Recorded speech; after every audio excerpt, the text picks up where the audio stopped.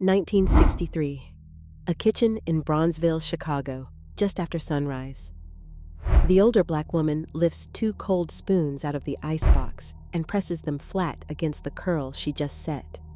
Her hair is full and high, and it holds that shape for a week. Her name is Lucille Mason, and she did it with a red and gold tin of Royal Crown, a hot comb, and 2 spoons kept cold overnight. You own a blow dryer, a curling wand, and a drawer of clips, and your hair still falls flat by noon. Number 9 is the trick a salon will charge you $50 for today and call it new. Number 1 is the one she saved for Sunday, and it is the reason the whole front pew turned around. Stay with me. Everything you were sold is backwards. The African-American grandmother never owned a single heated tool past her hot comb. She set her hair with heat, then locked it with cold, and woke up with more body than a salon gives you in an hour. No frizz, no $200 appointment, just a tin, a comb, and a trick passed hand to hand on 47th Street. Number 10. She set the curl with a hot comb, then froze it in place with 2 cold spoons. Because heat shapes hair, but cold is what makes it hold. The older black woman kept 2 metal spoons in the icebox overnight on Maxwell Street. After the hot comb shaped a section, those cold spoons pressed flat against the curl for a slow count of 5, the dark hands working from the crown down. Here is why it worked.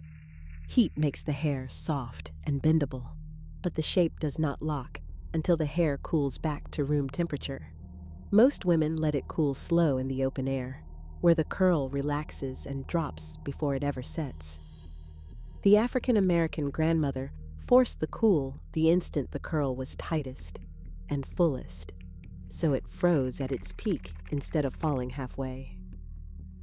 The same physics runs a salon today. A cold shot button on a $200 dryer does exactly this, blasting cool air to set the style. 2 spoons and an icebox in a Bronzeville kitchen did it first, and hers held longer. Number 9. She never put the grease on before the heat. She put it on after, while the hair was cooling, and that one reversal is why it shone instead of smoked. Every rushed routine today rubs oil in first, then runs heat over it. The black beautician on 47th Street did the opposite. She pressed the hair dry first, then a fingertip of Royal Crown from the red and gold tin ran down each cooling section. The reason is simple once you hear it. Oil on hot hair burns, smokes, and cooks flat against the strand, and it can scorch the hair brittle. Oil on cooling hair sinks in slowly and seals the outside of the strand smooth, the layer that throws back the light. Same red and gold tin, same head of hair, opposite order, and the difference is a deep shine versus a burnt flat mess. The older black woman knew the order mattered more than the product. A salon calls the cooling step a finishing seal now, and charges $50 for it. Number 8. She rolled her hair on strips of waxed butcher paper, not cloth rollers, because cloth drinks the oil and paper holds it in. The black mother saved the waxed paper the butcher on 47th Street wrapped the Sunday meat in. She tore it into a dozen even strips at the kitchen table and rolled each damp section around one, the brown hands folding the ends to lock it. Cloth rollers and torn rag strips soak the oil and the moisture straight out of the hair overnight, so the curl dries dull, dry, and thirsty by morning. The waxed coating holds the oil against the strand instead of drinking it, so the curl dries slow with all its shine sealed inside. The older black woman did the whole head in 20 minutes while the percolator went on the stove. A bag of satin rollers runs $30 today and still does only half the job that one free sheet of waxed butcher paper did, because satin does not seal the oil the way the wax does. Number 7. She greased only the scalp along each part line and never once touched the strands, and that is the step almost everyone gets backwards today. A Bronzeville beautician parted the hair into small even rows with the long tail of the rat tail comb. One fingertip of Murray's pomade from the orange tin ran along the bare scalp, never on the hair itself. The root is where oil feeds growth and stops the flaking. Oil on the strands only weighs the hair down and flattens every bit of volume out of it. That single distinction is the line between hair that stands up full and hair that lies down greasy. The dark hands moved row by row across the whole head, and not one strand got touched. A whole shelf of root sprays and scalp serums exists now to sell back the thing the older black woman did with one fingertip and a 40-cent orange tin. Something kept turning up as I traced these tricks through the old photographs, the women of Bronzeville on their front steps with their hair high and shining in the Sunday light. Not one of them owned what we own today. The hair care industry now sells more than $90 billion a year, and black women spend 9 times more on it than any other group of women in this country. The cold spoons and the butcher paper and the small tins of Royal Crown have been replaced by cold shot buttons, satin rollers, and $50 finishing treatments with French names on the label. And yet the volume in those photographs is something most of those products still cannot give you. The women who knew these tricks are nearly all gone now, and almost no one wrote a single step of it down. Here is the rest of what Lucille did. Number 6. She steamed her hair over a pot of boiling water before the hot comb ever touched it, and that is how she pressed for 40 years with no breakage. The older black woman held a towel tinted over a pot of just boiled water on the cast iron stove and let the steam sink in before she reached for the comb. Dry hair under a hot comb snaps, the way a dry twig breaks. Steam-softened hair bends and presses with far less heat, the way a green branch bends without cracking. Less heat meant the African-American grandmother kept her strength and her shine through 40 years of weekly pressing, instead of frying, becoming brittle and breaking off. A salon bills this as a steam treatment now, its own line on the $50 ticket. Her version came off the same cast iron stove that cooked the morning grits in that Bronzeville kitchen. Number 5.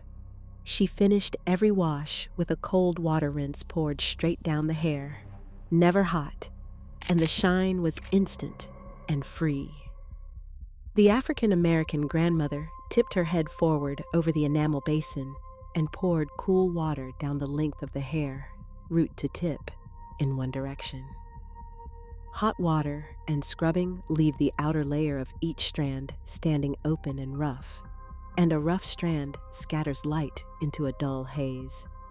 Cold water poured downward presses that outer layer flat and closed, and a closed strand throws the light straight back at you like glass. That is the whole reason the older black woman's hair caught the sun on the steps of Pilgrim Baptist while everyone else looked matte. There is no bottle for this, no gloss serum, no shine spray. The dark hands did it at the kitchen basin in 10 seconds, and it cost nothing. If these old photographs and that red and gold tin on the vanity are keeping you company right now, take 1 second and subscribe, and tap that like button while you are there. It means more than you know, and it helps these grandmother stories reach the people who would love them. We are grateful for every single one of you. And stay with me, because number 1 is the Sunday trick that turned the whole front pew around, and it is the simplest one on this list. Number 4. Some women slept with the set hanging off the edge of the bed on purpose, so gravity lifted the roots instead of crushing them flat. This one sounds strange, until you have flattened a fresh set on a pillow and seen it for yourself. The black mother laid back with her neck on a rolled towel at the edge of the bed, so the hair hung free off the side instead of pressing under the weight of her head. A pillow crushes the root flat all night and leaves a dent by morning. Hanging free, the roots kept their lift and the curl stayed round. Not every woman did this, but the ones in Bronzeville who wanted real height swore by it. Today you can buy a curved satin pillow shaped to do the same job for $60. A rolled towel under the older black woman's neck did it for nothing. Number 3. Her setting lotion came out of the sugar bowl, not a bottle, because a little sugar water dries into an invisible hold no mousse could match. The older black woman stirred a heaping spoonful of sugar into a cup of warm water at the kitchen table and combed it through the damp hair before she rolled the set. As the hair dried, the sugar water dried with it into a light, hard, invisible shell around each curl, the way syrup dries stiff and glassy on the back of a spoon. That shell held the curl far longer and far tighter than the hair could ever hold itself. And one quick brush in the morning melted it back to soft and natural without a flake or a trace. The black women of 47th Street swore the hold beat anything that came in a can. Mousse and setting foam sell that exact effect now in a $40 bottle that is mostly water and alcohol.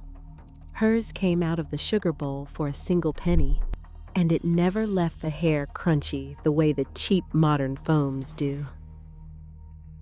Number 2. Every night she wrapped the whole head flat in one direction under a silk scarf, and that nightly wrap is what saved a press that should have lasted one day. The black grandmother combed the pressed hair flat around her head in a single circle like winding thread on a spool, then tied a silk scarf snug over it. A loose head of pressed hair tangles and lifts against a cotton pillow and is gone by morning, which is why a fresh press feels like it never lasts. Wrapped flat and smooth under silk, the hair cannot rub, cannot frizz, and cannot lift. The oil settles even along every strand overnight. The older black woman woke with the set whole, day after day, and stretched one press into a full week. A salon calls this a silk wrap service now. The dark hands did it in 90 seconds before bed and called it Tuesday night. Number 1. On Sunday morning, she passed the warm comb over only the very top layer one last time, and that single pass over the crown is why the whole front pew turned around. Sunday in Bronzeville. The older black woman warmed the pressing comb on the burner one final time, let it cool a 3 count so it could never scorch, and ran it over only the top layer of the set. Just the crown. Just once. All the volume underneath came from the week of tricks below. But that one warm pass laid the very top smooth as glass over all that body. So the hair sat high and threw back every bit of light coming through the windows of Pilgrim Baptist. Smooth on top, full underneath, and shining like still water. That is the combination a salon spends $200 and 3 hours chasing. She walked in with her head high, and the front pew turned to look. She did it with a tin, a comb, and 50 years of knowing exactly how long to let the iron cool. Lucille Mason set her hair this way every week for 40 years. The 2 spoons in the icebox, the waxed butcher paper torn into strips, the sugar bowl that doubled as setting lotion, the red and gold tin of royal crown worn down to the bottom, the pressing comb that only ever touched the crown. She taught every step to her daughter at the same kitchen table on 47th Street, and her daughter carried it to her own kitchen and taught it to hers. 3 kitchens, 3 combs, The same high, shining crown walking into Pilgrim Baptist on Sunday morning. None of it came off a shelf. All of it came from women who understood their own hair better than any label, any salon, or any $90 billion industry ever has. What is the one thing your grandmother kept on her vanity that you can still picture when you close your eyes? The tin, the comb, the jar with the gold lid. Tell me in the comments, and tell me where you are watching from. If videos like this are your kind of thing, a like and a subscribe would truly help the channel grow.